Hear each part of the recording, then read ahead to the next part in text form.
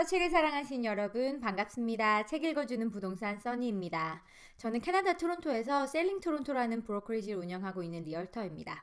오늘은 제가 조금 딱딱해 보일 수도 있는 책, 땅과 집값의 경제학이라는 책과 함께 왜 이 코로나 시국에도 부동산은 활발하게 거래가 되는지에 대한 의문을 책과 함께 풀어보는 시간을 가지려고 합니다. 제목도 딱딱합니다. 땅과 집값의 경제학인데요. 그런데 제가 생각하기에 좀 맥센스한 부분을 간단하게 풀어볼 테니까 너무 지겹게 생각하지 않으셨으면 합니다. 자, 공동 저자의 책이에요. 조시 라이언, 컬린스, 그리고 토비 라이트, 그리고 로리 맥팔렌 이렇게 영국의 경제학자분들께서 쓰신 책입니다. 지리의 힘 이란 책과 공통점이 있는지 같이 묶어서 팔더라고요. 다음에 한번 그 책도 한번 읽어보겠습니다. 자, 책으로 한번 들어가 볼까요? 책은 1장부터 7장까지 구성이 되어 있고요. 땅은 어떤 경제적 기능을 수행하는가로 시작되는 책입니다. 자, 현대 경제학 이전의 고전 경제학에서는 땅은 자본 그리고 노동과 함께 제3대 요소 중에 하나로 이해가 되었었는데요. 자, 어떤 경제 활동을 하더라도 진짜 어떤 걸 하더라도 이 세 가지 요소가 결합해야 하는 구조이죠. 자, 농장에서 식량을 생산을 하더라도 이 세 가지 요소 당연히 땅이 필요하고 또 공장 역시 상품을 생산하는데 땅이 필요하고 또 사람이 필요하고 변호사분들이 법률 서비스를 생산하는데도 당연히 땅이 필요하고 그러니까 사무실이 필요하고요. 자, 이런 식으로 보면 땅은 단순한 토양이 아니고 정말 경제적 용도로도 당연히 이렇게 농업만이 아닌 것이 분명합니다. 사실 땅은 공간이자 그 공간을 오랜 시간 동안 걸쳐서 점유하는 occupation 하는 거라고 이해하시면 될 것 같습니다. 대부분의 경제사를 통틀어서 땅에 주된 기능은 농작물, 저희 먹는 거를 생산하는 거였는데요. 이제 근대 자본주의의 탄생 이후에 다른 용도가 더 우세해졌습니다.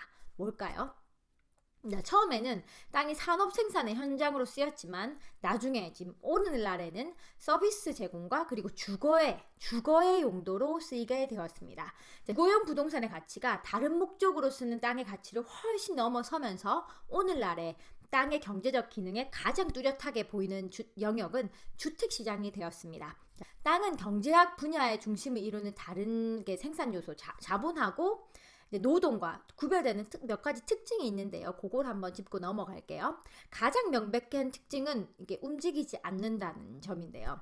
immobile이고 땅은 또 장소, place 그 자체이므로 여기저기 옮겨갈 수가 없는 거죠. 어쩔 수 없이. 설사 고정이 되어 있지 않더라도 이렇게 바다를 메워서 땅을 이렇게 만드는 그런 거 빼고 극소수의 예외를 제외하면 땅은 새로 만들어낼 수 없기 때문에 땅의 공급은 지극히 비탄력적이라고 볼 수 있습니다. 땅은 사실상 영원히 존재한다는 거죠. 이제 가장 중요한 점은 모든 경제 활동뿐만 아니라 삶 자체, 우리가 사는 데 있어서도 땅은 반드시 필요하다는 사실인데요. 그걸 모르시는 분들은 다 없을 것 같습니다.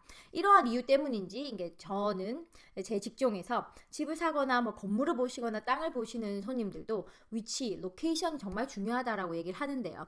왜냐하면 다른 요소들은 이렇게 변화할 수 있기 때문인데 땅이 가진 땅 자체의 위치가 가지고 있는 본질적 가치는 이 로케이션이라고 보시면 될 것 같습니다. 자, 이 본질적 가치는 어디든 특정한 위치에 있는 땅의 가치는 그 지역에서 일어난 광범위한 경제 활동의 그 수준을 반영하는 거라고 이해하시면 될 것 같은데요. 번화한 도시에 있는 집은 여기 외지고 이제 빈곤한 지역에 있는 똑같은 아니면 여기가 더 컨디션은 집은 좋을 수가 있어요. 그렇지만 여기 번화한 도시에 있는 집이 훨씬 3-4배가 비쌀 수도 있는 그게 그 때문인 거죠. 왜냐하면 그 도시에 살면서 얻을 수 있는 경제적 기회 때문이라고 보시면 될 것 같습니다. 가장 분명한 점은 사회 기반 시설에 투자를 하면 땅이 사용될 수 있는 용도의 범위도 넓어지고 또 질도 높아지고 다른 장소에 비해서 위치적 이점이 늘어나기 때문에 땅의 가치가 높아진다는 사실인데요. 약간 외곽에 새롭게 발전되는 지역이 나중에는 또 땅값이 상승하는 그런 상황이 이해되는 지점입니다. 자, 또 새로운 교통수단이 이렇게 뚫리고 또는 좋은 학군에 포함된다는 사실은 그 위치에 있는 집들의 시장 가치에 현저히 영향을 미치게 된다는 건데요. 그 집들이 서 있는 땅의 가치를 탁 끌어올리기 때문입니다. 하지만 땅의 가치는 현재 사용 가치만으로 결정되는 건 아니라는 거 다들 아시고 계시죠?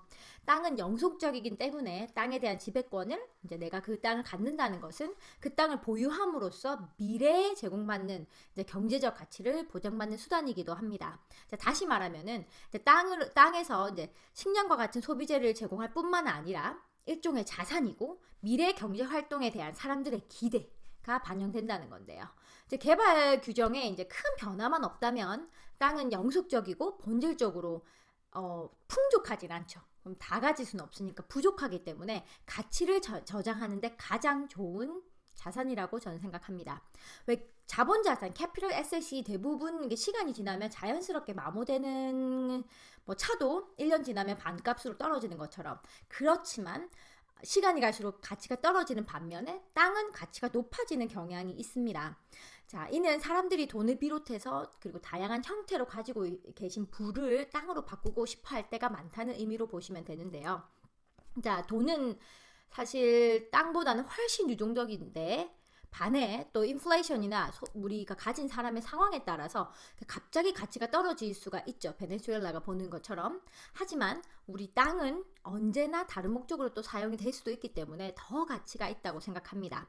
자, 책에서 구절을 인용을 조금 해보면 자, 사람들은 부유해질수록 더 넓은 공간을 원하고 자, 추정컨대 사람들이 소득이 10%가 이제 늘어나면 집과 정원과 또 공간을 늘리는데 20% 더 많은 비용을 쓰는 것으로 보인다라고 얘기를 하거든요. 자, 경제학 용어로 표현하자면 땅은 수용의 소득 탄력성이 높은 셈이고 사람들은 소득을 땅에 많이 쏟아부을 거라고 얘기합니다. 그래서 이제 세계 경제와 잘 연결이 되어 있고 그리고 디지털 경제와 지식 노동자와 또 사업가들이 최고의 편의시설을 받을 수 있는 몇몇 도시에 경제적 우위가 몰아주게 되었는데요. 그것을 위치의 희소성이라고 부를 수가 있다고 합니다. 자, 이런 도시들이 땅의 가치가 오래도록 호황을 누리도록 해주었다고 하는데요. 자, 책에서 세계적인 도시를 언급을 했는데요. 자, 이번에 발표한 자료를 제가 조금 봤는데 토론토가 살기 좋은 도시 상위권에 올랐다는 글을 봤습니다.